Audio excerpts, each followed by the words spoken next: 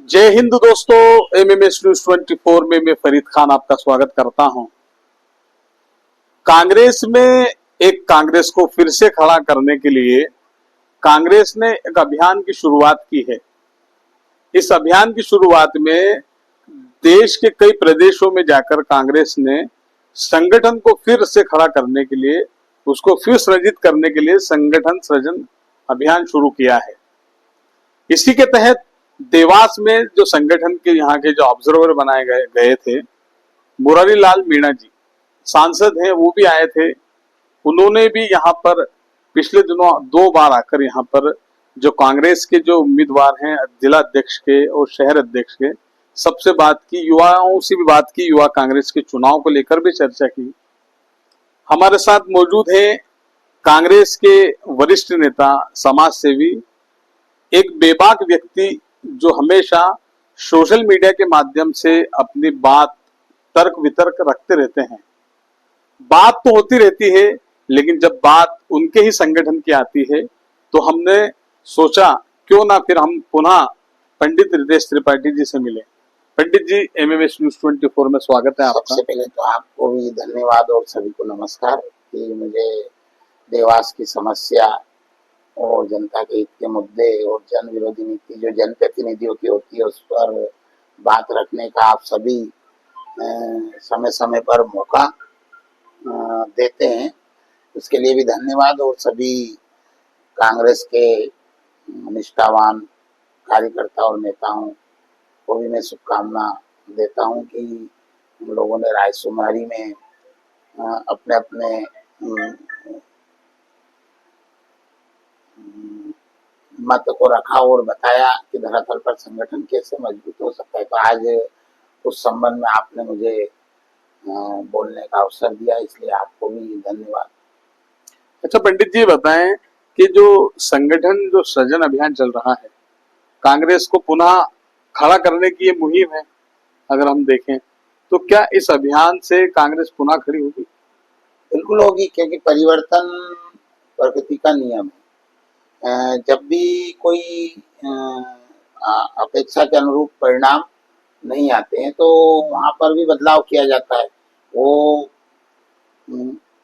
कोई भी क्षेत्र हो, राजनीति क्षेत्र हो, व्यापार का क्षेत्र हो, कृषि करते हैं, वहां भी हम देखते हैं कि कोई फसल अगर समय पर नहीं हमको अच्छा परिणाम दे तो वो किसान बंधु भी वहां पर अपनी फसल के लिए परिवर्तन करते हैं। तो प्रकृति में परिवर्तन बहुत कहा गया है कि परिवर्तन ही सृजन का कारण बनता है। नए जब कोई भी परिवर्तन आएगा तो नई चीजें उत्पन्न होंगी, पैदा होंगी। देवास में भी पर्यवेक्षक जी आए, मैं भी एक बार उनसे मिला, क्योंकि बार बार मिलने का कोई उचित था नहीं, सब अपनी अपनी बात रखें। काफी समय से हम लगातार 9 विधानसभा चुनाव और लोकसभा चुनाव हम यहाँ हार रहे हैं, देवास विधानसभा भी, क्योंकि पहले देवास जिला कांग्रेस संगठन की दृष्टि से मजबूत माना जाता था। वर्तमान में देखने को मिल रहा है कि हम धीरे धीरे नगर पालिका निगम चुनाव में भी हम बहुत ज्यादा रिकॉर्ड मतों से हारे।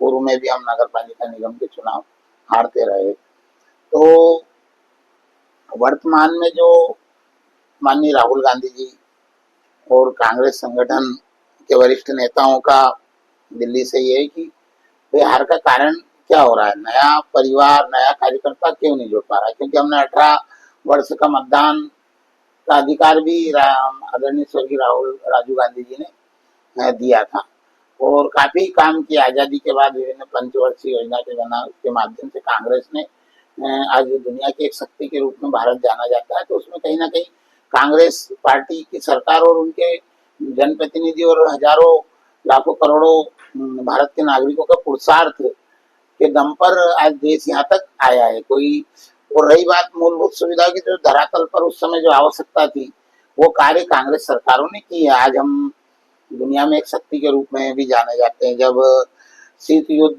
चल रहा था रूस और अमेरिका का, जब निर्गुण देशों के 151 देशों की अध्यक्ष आदरणीय स्वर्गीय इंदिरा गांधी जी थी, ये बात जरूर है कि हम विज्ञापन और जुमलेबाजी हमारी कांग्रेस की सरकारें नहीं की पाई।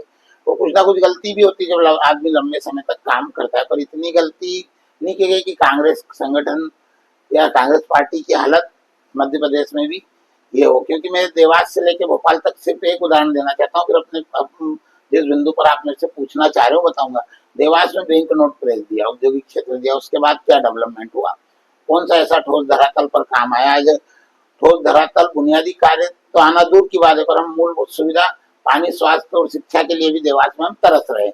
इसी प्रकार भारत हेवी इलेक्ट्रिकल जैसा भोपाल में, जिसे लघु भारत कहा जाता था, सभी धर्म संप्रदाय जाति के लोग दुनिया भर के वहां पर थे। इतना बड़ा कोई कारखाना भी सार्वजनिक क्षेत्र का आज तक, भाजपा को यहाँ 20 साल हो गए, केंद्र में भी 10 साल से ऊपर हो गए, तो कोई ऐसी धरातल पर ठोस बुनियादी कार्य नहीं आए। जो लोग कहते हैं कि 70 वर्ष में कांग्रेस ने कुछ नहीं किया, तो अपने आप में एक बेवकूफी भरा या मैं कहने में कोई संकोच नहीं, बकवास वाला शब्द है। वो भारत के नागरिकों के पुरुषार्थ का हनन है। तो इतने साल में आज पंचर पकाने की टिकड़ी भी देश में, गांव में नहीं मिल पाती थी। जो देश आज इसरो और तो दुनिया भर के स्थापना की, और परमाणु, क्योंकि जब अटल जी ने पोखरण में जो परमाणु का हुआ, तो उन्होंने अपनी कहा कि भाई इसमें ज्यादा श्रेय स्वर्गीय नरसिंह राव जी को जाता है। उसके पहले इंदिरा गांधी जी ने भी 74 में अमेरिका की परवाह नहीं करते हुए यूरेनियम का झंडा लगा के परमाणु परीक्षण किया था। तो कांग्रेस पार्टी ने धरातल पर 1951 के बाद पंचवर्षीय योजना बनाकर जो चीजों की उस समय धरातल पर आवश्यकता थी, उन चीजों का डेवलपमेंट किया। विभिन्न नदियों पर बांध बनाए गए। आज जो आप हरा भरा देख रहे हो मध्य प्रदेश, तो पूरा पहले बांध बनाया। अब लोग के कि उस समय कांग्रेस पानी क्यों नहीं लाई, तो बजट के अनुरूप है। जब पहले बांध बनाया, बांध बनने में पैसा खर्च हुआ, अब हम नहर ला रहे हैं। पहले भी स्वर्गीय श्री सुभाष यादव जी के समय भी पेरिस बनाए, बड़वानी, निमाड़, सब पानी आया है।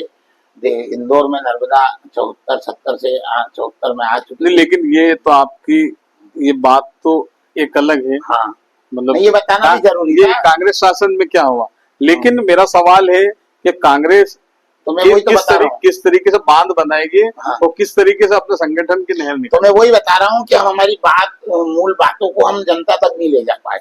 भाई हम चंद्रप्रभाष शेखर जी का नाम लेने में देवास में संकोच कर रहे हैं। आज उनके समय के बने हुए भवन में एक ईंट भी नहीं निकली है। ठोस धरातल कार्य आप शहर में चारों तरफ देखेंगे तो स्वर्गीय शेखर जी के समय के दिख रहे। बैंक नोट प्रेस और औद्योगिक क्षेत्र तो है ही आदरणीय स्वर्गीय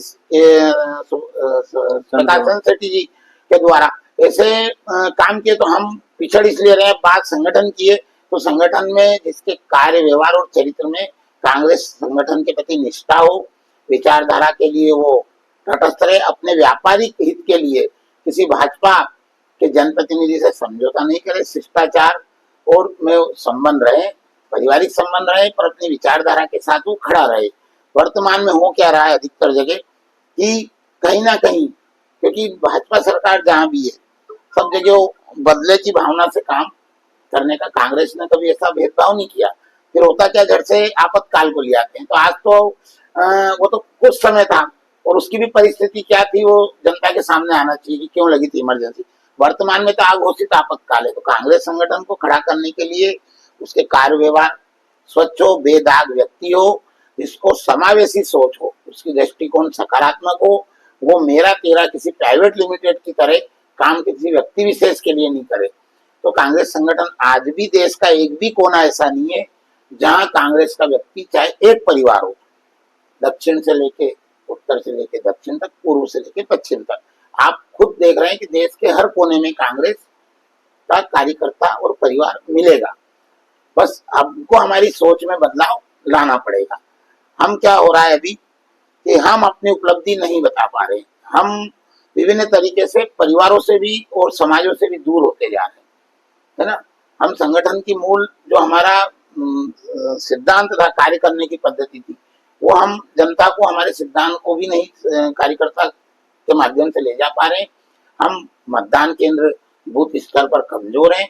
हमको 4 बातें कोई बीजेपी का आदमी असत्य भी सुनाता है, तो अगर उस सामने वाले नेता से हमारी नहीं पड़ती है या हमारा विचारिक मतभेद कोई पार्टी संगठन में ग्रुपबाजी, तो हम उस बीजेपी वाले कार्यकर्ता और नेता का साथ देने लग जाते हैं। वो हमारी सबसे बड़ी विडंबना है। वो पूरे सिस्टम में वो एक जेर घुल गया है हमारी कांग्रेस पार्टी के लोगों में। तो जब तक ऐसे लोगों को हम कांग्रेस में जवाबदारी से मुक्त नहीं करेंगे, तब तक हम राहुल गांधी जी की जो विचारधारा है, जो कह रहे हैं कि भाई जो स्लीपर सेल बीजेपी से मिली हुई है उनको मुक्त किया जाए। तो जब तक अगर वापस वो किसी बड़े नेता के प्रभाव में आकर और फिर किसी गलत आदमी को अगर जिम्मेदारी दे दी तो कार्यकर्ता का भी मनोबल टूटता है और हमारा संगठन का बुनियादी ढांचा जो धीरे धीरे हम उसकी ओर ध्यान नहीं देने से कमजोर होता जा रहा है, उसको हम खड़ा करने में सफल नहीं हो पाएंगे। अच्छा, जैसे पंडित जी काफी लंबी बात आपने कही, मतलब इंदिरा गांधी, जी नरसिम्हा तो क्या राव, से ना आजादी मतलब के पहले भी ये इतिहास की बात भी हाँ कही। तो ये बताना पड़ेगा लेकिन ना ये कार्यकर्ताओं को ये कि हमारी पार्टी ने क्या किया इस देश के लिए आजादी के पहले और आजादी के बाद। सिर्फ हम हिंदू मुस्लिम के मुद्दे से कांग्रेस को बुरा कह दें और दबा दें, असत्य जानकारी फैला करके, वो कार्यकर्ता को बताना पड़ेगा। ये तो आपका कार्यकर्ता, जैसे अभी बात फिर वही घूम फिर कर आती है हाँ। कि आपका कार्यकर्ता मतलब जब तक खड़ा नहीं होगा, जब तक वो आप, जैसे आपको जानकारी है, जैसे सैकड़ों कार्यकर्ता हैं, उन लोगों को जानकारी है, लेकिन जो आम जो लोग हैं उन तक आपके लोग पहुंचते नहीं है। तो ये संगठन जो सृजन करने के लिए जो राहुल गांधी जी और खड़गे जी और पूरे कांग्रेस के जो एआईसीसी जो इनका वो है, वहां से जब शुरुआत जो की गई है, तो फिर ऐसे में कैसे क्या होगा, समझ में नहीं आ रहा संगठन का। देखो एक चीज मैं बता दूं आपको स्पष्ट, मनोबल गिराने का काम बिल्कुल नहीं होना चाहिए। कांग्रेस के अंदर भी कुछ लोग हैं, क्या होता है उसको टिकट दे दिया, इतने से हारेगा, एक तो ऐसे लोगों को चिन्हित किया जाए। दूसरा, लोग कहते हैं कांग्रेस मुक्त देश हो जाएगा। 44 से 100 सीट तक हम पहुंचे। राहुल गांधी जी, प्रियंका जी ने काफी मेहनत की, हजारों लाखों कांग्रेस के निष्ठावान कार्यकर्ताओं ने अपने क्षेत्र में परिणाम भी दिया। सबसे पहले तो हमको देखना पड़ेगा कि कांग्रेस चरित्र और कार्य व्यवहार में किन लोगों को उनको पद दिया जाए। पुराने लोग जो रिजल्ट नहीं दे पाए उनको स्वयं पीछे हट जाना चाहिए और नए नेतृत्व को आने देना चाहिए। अभी हो क्या रहा हमारा 30-35-40 साल से कि हम नए नेतृत्व को बिल्कुल कुछ ऐसे व्यवस्था हुई कि नए नेतृत्व को हम सहन ही नहीं कर पा रहे हैं। तो जब तक नया नेतृत्व नहीं आएगा, क्योंकि कार्यकर्ता नई उम्र का जो रहता है 18 से 30 साल तक का, वो पोलिंग पे, मतदान केंद्र पे काम करता है ना। वो कार्यकर्ता की हम फौज खड़ी नहीं कर पा रहे। आना चाहता है भाई, देश की वर्तमान परिस्थिति को देख के, महंगाई, बेरोजगारी, शिक्षा, स्वास्थ्य में हालत हमारी खराब है ना, आम आदमी तनाव में है ना।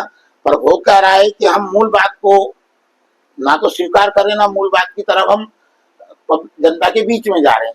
अब होता क्या है कि हमको सबसे पहले तो ये करना पड़ेगा कि हम हिंदू मुस्लिम मुद्दे पर कोई बहस नहीं करें।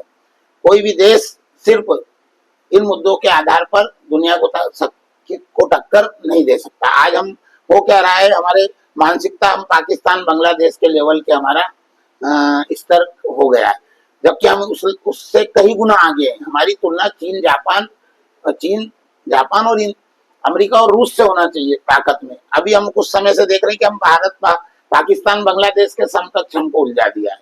ये अमेरिका की बहुत बड़ी चाल है। तो हमारी मानसिकता क्या है कि हम हिंदू मुस्लिम के मुद्दे पे बात नहीं करें। हम देश बहुत लोगों के पुरुषार्थ के दम पे आजादी के पहले भी विभिन्न धर्म और विभिन्न संप्रदाय के लोगों ने कुर्बानियां दी हैं, शहीद हुए हैं, त्याग दिया, बलिदान दिया। वो स्थिति आजादी के बाद भी आज इतना सारा, हम अनाज में आत्मनिर्भर नहीं थे, है ना। गेहूं की स्थिति ये थी कि कोई रिश्तेदार आता था तो गेहूं का रोटी बनती थी। मुझे सत्य कहने में थोड़ा समय ले रहा हूँ, पर जो तो आज इतना आया। तो हरित क्रांति, श्वेत क्रांति, देश यहाँ तक कैसे आया। 1956 में उज्जैन में कॉलेज इंजीनियरिंग जवाहरलाल नेहरू जी, पंडित जी आए थे। इतना बड़ा कैंपस है ना।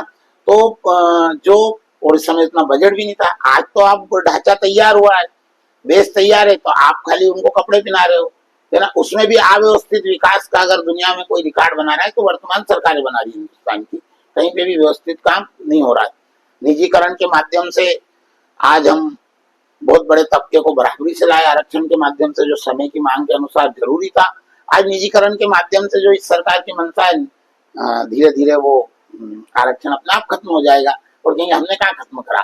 तो ये सब चीजों को लेके जनता के बीच में जाना चाहिए। संगठन में योग्य व्यक्ति आए, युवा आए, जिसमें कार्य करना की क्षमता, समावेशी सोच, बार बार कह रहा हूँ, उसका दृष्टिकोण समावेशी हो, सोच सकारात्मक हो, सबको साथ लेकर चलने की जिसमें क्षमता हो, तेरा मेरे में नहीं उलझे, प्राइवेट लिमिटेड की तरह काम नहीं करे। जैसे प्राइवेट लिमिटेड के सीईओ या मुख्य कार्यपालन अधिकारी काम करते हैं, ऐसा कार्यकर्ताओं के साथ व्यवहार नहीं करे। बौखलाहट वाला व्यक्ति नहीं रहे। कार्यकर्ता की नाराजगी और पीड़ा दोनों को शांति से सुने, उसके बाद निर्णय ले। ऐसा व्यक्ति अगर कहीं पर भी देवास सहित जहां जहां भी इस प्रकार का व्यक्तित्व वाला शहर और जिला कांग्रेस अध्यक्ष बनेगा, जिसमें पार्टी के प्रति कुछ समर्पण करने की भी इच्छा हो, सिर्फ शोषण की नहीं हो कि मेरा व्यक्तिगत लाभ हानि हो। और प्राइवेट लिमिटेड की तरह बार बार इसलिए कह रहा हूं मैं कि अधिकतर हम देख रहे हैं कि प्राइवेट लिमिटेड की तरह जब आप किसी संगठन के प्रमुख रहोगे तो आप कभी संगठन का विस्तार नहीं कर सकते। आपको छोटे से छोटे कार्यकर्ता की चिंता रखना पड़ेगी।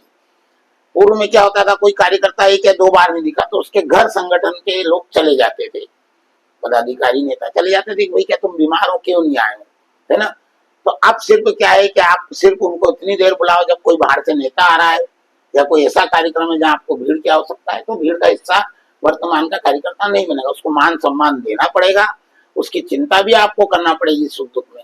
बिगर कारण से भी सिर्फ कार्यक्रम वाले दिन आप उसको 1 या 2 बार फोन लगाओगे तो वो मन मार के आएगा, दिल से नहीं आएगा। अच्छा, जैसे मेरा एक छोटा सा सवाल है लेकिन बात बड़ी है। मतलब कई लोगों का ये कहना है कि चाहे आपके बारे में मान लें या अन्य लोगों के बारे में, कि चाहे फेसबुक हो या इधर उधर बात करना हो या, लेकिन जो कांग्रेस के जो कार्यक्रम होते हैं उसमें लोग नजर नहीं आते। नहीं तो वो फिर मैं बोल रहा हूँ ना, आप उनको प्राइवेट लिमिटेड की तरह मुख्य कार्यपालन सीईओ की तरह ट्रीट करोगे या उसी दिन याद करोगे तो वो नहीं आएगा। अब हमारे साथ क्या हो रहा है कि हम समावेशी दृष्टिकोण नहीं ला रहे ना, आएगा ना कार्यकर्ता, तो कार्यकर्ता संगठन से बड़ा थोड़ी है और कार्यकर्ता से बड़ा नेता नहीं है।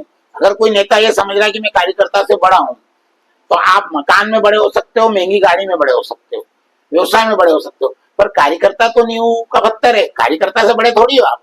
क्योंकि आपकी जो इमारत है वो उसकी बुनियाद पर टिकी है, कार्यकर्ता की बुनियाद पर टिकी है। जब कार्यकर्ता ही आपको पसंद नहीं करेगा तो आप तो ढाम से गिर जाओगे। होता है चुनाव में, तो सब आएंगे कार्यक्रम में, आप थोड़ा सा एक कदम आगे तो बढ़ो। भाई आप मुखिया हो संगठन के, तो आपका दायित्व बनता है कि कार्यकर्ता क्यों नहीं आ रहा है, उससे आपने कभी चर्चा की घर जाके, आपने प्रयास किया। मैं एक छोटा सा किस्सा समर्थ रामदास जी का सुनाऊंगा कि वो भिक्षा मांगते थे, तो बार बार एक गुड़िया के घर भिक्षा के लिए जाते थे। तो भिक्षा में वो बाई उनको कुछ देती नहीं थी, तो एक दिन पहले डेली होती थी लकड़ी की, तो वो ऐसा कचरा इकट्ठा करके तो उन्होंने भिक्षा किया, उनके हाथ में, अम्मा जी के हाथ में कचरा था, तो उन्होंने कहा ले, तो उन्होंने झोली गेला दी, तो उन्होंने आटे में डाल दिया। तो लोगों ने कहा कि महाराज आप कभी भी आपको ये अच्छा नहीं बोलते थे और आज इन्होंने कचरा दिया, तो उन्होंने कहा कम से कम इसमें आज देने की भावना तो ही, आज कचरा दिया कल आटा भी मिलेगा। तो आप कार्यकर्ता के पास कब गए? आपने कोई भी, आप संगठन के मुखिया हो, आपकी नैतिक जवाबदारी रहती है कि आपके नेतृत्व में चुनाव क्यों हार रहे हैं, आपका खुद का मतदान केंद्र और वार्ड की क्या स्थिति है, आपको कहीं ना कहीं आदर्श तो प्रस्तुत करना होगा।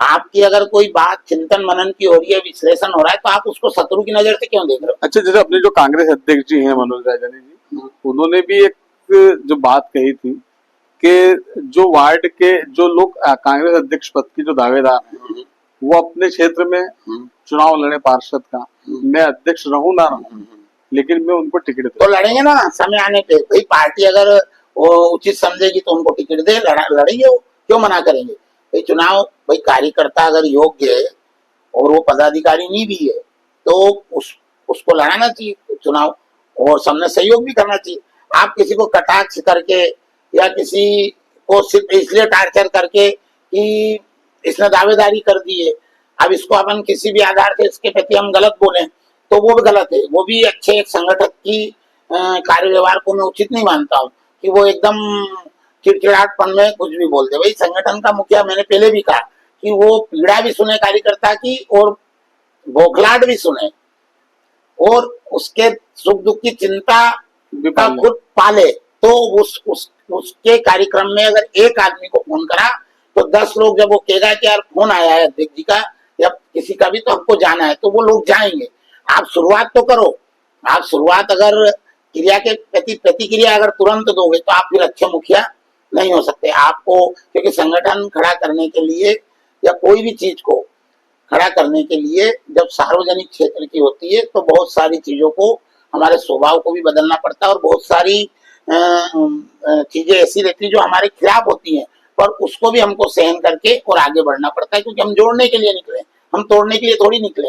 हम जोड़ने के लिए जब निकलेंगे तो हमको बहुत सारी हमारी गलती नहीं होने के बाद भी हमको विवाद नहीं बढ़ाने के लिए गलतियां स्वीकार करना पड़ेगी। अगर आप संगठन का भला चाहते हो और आप लोकप्रिय होना चाहते हो तो आपको बहुत सारा बातों को अवॉइड करना पड़ेगा जो आपके खिलाफ भी हो। आप अगर पहलवानी पे उतर आएंगे या फिर मैं कह रहा हूँ कि प्राइवेट लिमिटेड के सीईओ की तरह चलाओगे, या कल तूने काम अच्छा नहीं करा तेरे को भगा देंगे, तो इस सोच को परिवर्तन करना पड़ेगा। मैं देवास की नहीं, मैं सभी जगह की कह रहा हूँ।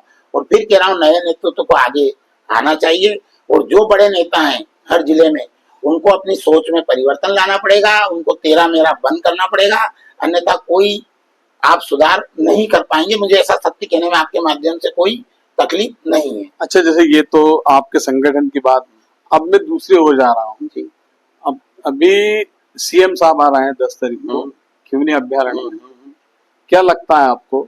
देखो, आपने भी मेरा सोशल मीडिया पे देखा होगा कि मैं बार बार शुरू दिन से डाल रहा हूँ कि दोषियों पर कार्रवाई हो। भाई, मैं जब से भारतीय जनता पार्टी की मध्य प्रदेश में सरकार आई है, आप बारिश या वर्षा ऋतु में ही क्यों दलित आदिवासी या गरीब परिवारों को आप बेघर करते हो? इस पर तो बहुत बड़ा प्रदेश में कांग्रेस ने आंदोलन करना चाहिए, सब जानकारी इकट्ठी करके। अभी जयेश वगैरह के 27 और 29 तारीख को हुआ है। मंत्री भी कीचड़ में गए, माननीय शिवराज सिंह जी भी घूमे। पर कांग्रेस आशीष शर्मा जी का भी हमने माननीय विधायक जी को कहा कि ये लेटर से आपकी औपचारिकता पूरी मत करो। तुरंत मैंने जवाब दिया कि भाई आप दोषियों पे कार्रवाई करोगे, इतना बड़ा दुस्साहस क्यों करा? अतिक्रमण तो बहुत सारे प्रभावशाली लोगों पे, मंदिर मठों की जमीनों पर है जो भाजपा से भी जुड़े हुए। तो भाई तुम सिर्फ आदिवासी और गरीब कमजोर वो किसी भी जाति धर्म का उन पे ही क्यों बाहर वर्षा ऋतु में बच्चे और महिलाओं को बेघर करते हो? इस पर बराबर मैंने बोला। पर देवास जिले में कांग्रेस पार्टी ने भी उस पर एक्शन लेना चाहिए। और एक ये निर्णायक इसका मूल कारण क्या है, क्योंकि प्रदेश में अनेक जगह पर बारिश में अतिक्रमण के नाम पर इन लोगों को बेघर किया जाता है और प्रभावशाली लोगों का देवास से लेकर दिल्ली भोपाल तक हजारों एकड़ जमीनों पर कब्जा है और सब नॉलेज में भी। पर वहां पर कोई भी भाई उन्होंने अतिक्रमण कर भी रखा था, तो उसका निदान ये था कि वर्षा ऋतु में ही भाजपा सरकार क्यों अतिक्रमण हटाती है? ये प्रश्न मेरा बार बार है। उस पर चुनी में शायद 10 तारीख को नेमावर में मुख्यमंत्री जी आ रहे हैं, वहां जाएंगे भी। तो कांग्रेस ने भी इस बारे में कोई बड़ा एक्शन आंदोलन लेना था। विपक्ष की सशक्त भूमिका कांग्रेस पार्टी के पदाधिकारियों ने तैयार करना चाहिए, प्रदेश में भी करना चाहिए। माननीय प्रदेश अध्यक्ष महोदय ने भी, कि हर साल होता है अत्याचार की बारिश में ही वो लोग हटाते हैं। अच्छा, एक सवाल और है देवास से रिलेटेड जी। एक दुखद घटना हुई। मैं दिल्ली था, कल दिल्ली आ जाया। जी जी, एक दुखद घटना हुई कि यहाँ पर एक देवास का काफी प्रतिष्ठित परिवार है और वो ऐसा परिवार है कि एक समाज तो ठीक है, उनकी सभी धर्म के लोग उनकी काफी इज्जत करते हैं। शुक्ला परिवार करते हैं, शुरू से उनके परिवार से उनके जो संजय शुक्ला जी है उनके पुत्र ने एक पोस्ट डाली और उस पोस्ट के बाद काफी कुछ माहौल गरमाया शहर का। क्या कहेंगे आप? सबसे पहले तो मैं भी व्यक्तिगत जुड़ा हुआ हूँ, समाज के अध्यक्ष भी रहे और व्यक्तिगत तौर पे भी मिलता रहता हूँ। उनके घर पे भी तोड़। हाँ, वो तो अनुचित है, कानून को किसी ने भी अपने हाथ में नहीं लेना चाहिए। अगर वो बालक ने ऐसा किया था तो उसका इतनी बड़ी बात नहीं करते हुए और उस बात को आपस में बैठ के निपटा लेना था, क्योंकि पथराव का भी मैं कोई कभी समर्थन नहीं करूंगा। और कोई किसी भी धर्म के मामले में अगर अनुचित लिखेगा तो वो भी मैं समर्थन नहीं करूंगा, वो गलत भी है। कि श्रेष्ठ धर्म वही है जो सभी धर्मों का सम्मान करे। तो देवास में शांति बनी रहे, हम सब लोगों का दायित्व है। और आदरणीय श्री संजय शुक्ला जी अनुभवी और सबको साथ में लेकर चलने की क्षमता वाले व्यक्तित्व तो उनका है।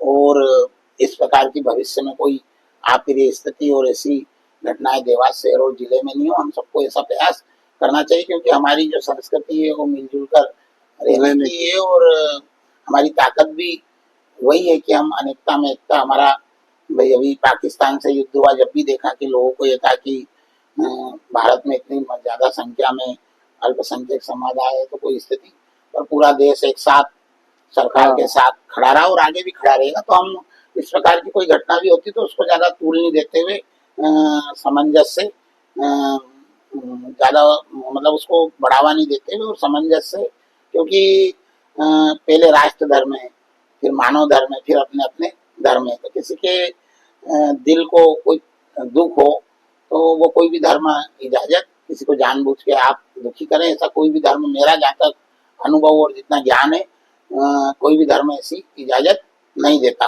क्योंकि कुरान का भी अब मैं अगर कुछ ज्यादा स्पष्ट बात करूं तो, क्योंकि अभी तो प्रजातंत्र पे यहाँ स्थिति खराब है कि थोड़ा सा भी आप कोई लाइन पे बोले या लाइन से हट के वो गलत, अच्छा भी बोल गए तो गलत की श्रेणी में आ रहा है। कुरान का, हमारे वेदों का जिसको ज्ञान है वो कभी कुरान को गलत नहीं देगा। ये बात बहुत छोटे तरीके से कह दी, पर ये बहुत बड़ी बात है। अगर जिसको वेदों का ज्ञान है वो कभी, क्योंकि कुरान अंतिम में जो कुरान का वो वेदों का ही सहारे, तो धर्म कोई भी इजाजत नहीं देता है कि किसी का नुकसान करें, किसी को गलत कहें। क्योंकि त्योहार और पर्व खुशहाली के लिए मनाए जाते हैं, तनाव के लिए नहीं। अब स्थिति है कि मस्जिद ढकना पड़ा, मंदिर ढकना पड़ा, मन में पीड़ा तो है। भाई मैं भी भारत देश का नागरिक हूँ, देवास का नागरिक हूँ, तो मन में पीड़ा तो होती है। अगर मेरे में नैतिकता है, राष्ट्रभक्ति है और इंसानियत है तो मुझे पीड़ा होगी। तो पीड़ा तो होती है कि अब मंदिर, हनुमान जी का मंदिर ढका गया मुजफ्फरनगर उत्तर प्रदेश में, पहले मस्जिद ढकी गई। तो भाई ऐसा क्या अचानक हो गया कि देश में हम एक दूसरे के यहाँ ढकना पड़ी और हम एक दूसरे के घर के सामने से त्योहार मनाने भी अलग समुदाय के नहीं निकल पाए। तो इस पे चिंतन की आवश्यकता है, काफी चिंतन की आवश्यकता है। समाज चाहे किसी भी धर्म के हों, सब समुदाय के जिम्मेदार लोगों को इस पर चिंतन करना चाहिए। क्योंकि कट्टरता हमेशा विनाश की ओर ले जाती है। पाकिस्तान और हालत आप देख रहे हैं कि वहां पर जो अल्पसंख्यक समुदाय थे वो धीरे धीरे पलायन कर गए। तो भारत की जो वहाँ के अल्पसंख्यक क्या, वहाँ के जो मुस्लिम बहुसंख्यक है, हाँ, और जो भारत से गए उनको भी, और दुनिया में खाली ये पाकिस्तान और भाई अफगानिस्तान में इतना तालिबान हुआ और हुआ, पर आज स्थिति वहाँ सामान्य। भाई यही समस्या और नहीं सुलझ पा रही है। अपन ही इसमें लाल और हरे में उलझे हैं, जबकि अपने को अभी बहुत सारे काम ऐसे नागरिकों के लिए करने की आवश्यकता है जो उनको मूलभूत सुविधा भी हम समय पे नहीं दे पा रहे हैं। तो ये जो घटना हुई, ऐसी घटना भविष्य में नहीं हो। और आदरणीय श्री संजय शुक्ला जी भाई साहब भी काफी परिपक्व और समझदार हैं, और मुस्लिम समाज के भी जो जिम्मेदार हैं इसको मिल बैठ कर हल कर लेंगे। और भविष्य में कभी देवास शहर जो देवियों का वास है और हम सब लोग मिलजुल कर रहते हैं, यहाँ पर ऐतिहासिक शहर है शीलनाथ जी महाराज और कुमार गंधर्व जी और रज्जावली साहब, और जितना मेरे को ज्ञान है देवास का, तो बड़ी सांस्कृतिक भी विरासत में यहाँ मिली है। शास्त्रीय संस्कृति धरोहर भी रहा है देवास। तो इस शहर को जो शांति है, जो आपस में भाईचारा, इसको बनाए रखने में हम सब प्रयास करें। एक दूसरे पे दोषारोपण का समय नहीं है। कोई स्थिति परिस्थिति ऐसी बन भी गई है तो भविष्य में इस प्रकार की नहीं बने, इसके लिए हम सबको सामूहिक रूप से जिम्मेदार लोगों को प्रयास करना चाहिए। ये थे हमारे साथ वरिष्ठ कांग्रेस नेता पंडित रितेश त्रिपाठी, जिन्होंने संगठन, देश और देवास के विषय में बहुत कुछ कहा। हम आपसे आगे फिर मुलाकात करेंगे। जय हिंद।